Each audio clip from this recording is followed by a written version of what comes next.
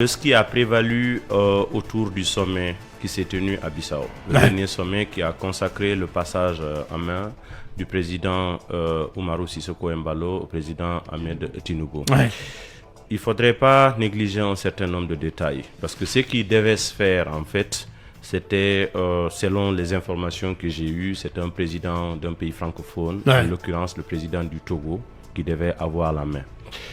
Qu'est-ce qui a prévalu entre-temps?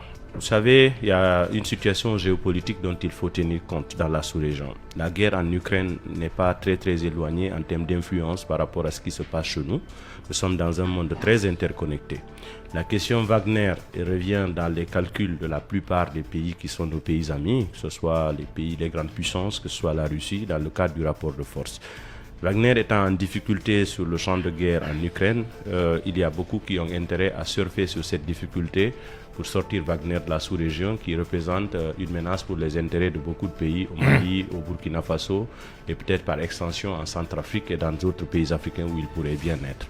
Alors, la CEDEAO, pour se réinventer, a besoin d'un leadership encore plus fort. Le président de la Guinée-Bissau a fait beaucoup d'efforts, mais à un moment donné, on s'est rendu compte que lui-même, il est embourbé dans des problèmes de politique intérieure. Vous avez vu qu'il a perdu même les élections législatives qui l'obligent à faire une cohabitation. Le président du Togo n'était pas la personne la mieux indiquée pour pouvoir reprendre le flambeau et marquer ce leadership sous-régional. L'ex-président du Nigeria, Buhari, à un moment donné, il a délaissé systématiquement la CEDEAO. Le Nigeria n'assumait plus son rôle de leader de la sous-région, participait simplement aux réunions, tirait les conclusions et c'était terminé. Tinubu qui est arrivé, d'abord il va exercer son premier mandat et à la première année de son premier mandat, il se sent investi de ce mandat sous-régional.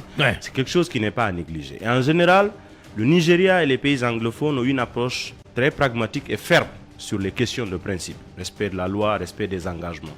Souvenez-vous qu'en Guinée, en 2007, je crois que c'est Babangida qui était venu ici et qui avait fait bouger les lignes, parce que Babangida, lorsqu'il s'est retrouvé avec le général Lansana Conté suite à la grève sociale, pour ceux qui encore sont là, qui peuvent témoigner, il a dit clairement, les yeux dans les yeux à Lansana Conté, ce qu'il pensait et ce qui pouvait être utile pour la Guinée. C'est ce qui a conduit à l'ouverture qu'on a eue et l'arrivée d'un nouveau Premier ministre, etc. etc. Je crois qu'il ne faut pas négliger la carte Tinubu, parce qu'il aura besoin d'affirmer son leadership. Ce que je suis en train de dire, mais quand il parle de force anti-push, qu'est-ce qu'il peut faire? On apprend que la CEDEAO a décidé de réactiver. Et comment Ce que je suis en train même de dire par rapport à lui, c'est une sorte de conseil indirect à travers votre média que je donne à la jeune. Restez là avec des gens qui vont fanfaronner, qui vont faire du griotisme et vous faire croire qu'en réalité tout ça n'est rien. Vous pouvez faire ce que vous voulez. Avec le Nigeria et l'agenda dans lequel Tinubu est là et les forces internationales qui sont derrière, parce que l'enjeu géopolitique est pris en compte. Si vous ne prenez pas ça en compte, vous négligez, vous pensez que tout va bien aller, honnêtement, vous aurez préparé votre propre chute. C'est ce qu'il faut éviter. Aujourd'hui, avec l'approche que Tinubu veut entamer, très au sérieux les menaces brandies par Tinubu que veut entamer, il y a beaucoup d'intérêts derrière qui veulent que les choses se stabilisent. On a 3 transitions problématiques dans la sous-région. Les autres chefs d'État ont peur de l'effet contagion. La Côte d'Ivoire est fragile encore. Alassane Ouattara est assis sur un 3e mandat. Qu'est-ce qui pourrait arriver après lui, étant donné que la Côte d'Ivoire a connu auparavant un coup d'État militaire? Il y a encore des difficultés. Qu'est-ce qui peut se passer? Le Sénégal a failli basculer récemment avec la situation. Donc la situation reste précaire et fragile. La Guinée-Bissau et tous ces pays. Alors, la Sierra Leone et le Libéria, malgré tous les efforts qu'ils fournissent, sont encore des États en convalescence. La démocratie n'est pas enracinée. Si vous ne prenez pas en compte tous ces paramètres, vous voyez un peu la position géographique de la région. En face, vous avez les États-Unis qui considèrent la zone du Golfe de Guinée comme étant une zone de sécurité nationale qui est en face du territoire américain. Vous avez des transactions commerciales qui passent de l'Europe pour aller systématiquement sur le Nigeria, sur l'Angola, jusqu'en Afrique du Sud.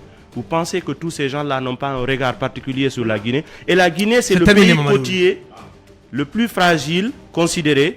Alors la menace terroriste et tout ce qu'il y a dans la bande sahélo-sahélienne pourrait bien basculer vers les côtes. L'inquiétude aujourd'hui, c'est comment s'assurer une stabilité politique et institutionnelle dans ces États côtiers et garantir que la menace sécuritaire ne peut pas toucher les autres. Alors si vous n'avez pas quelqu'un qui vous explique en détail tous ces éléments, un homme comme Mamadi Doumbouya qui doit avoir une présentation d'un tableau de tous ces éléments pour dire attention, voici la situation à laquelle tu fais face.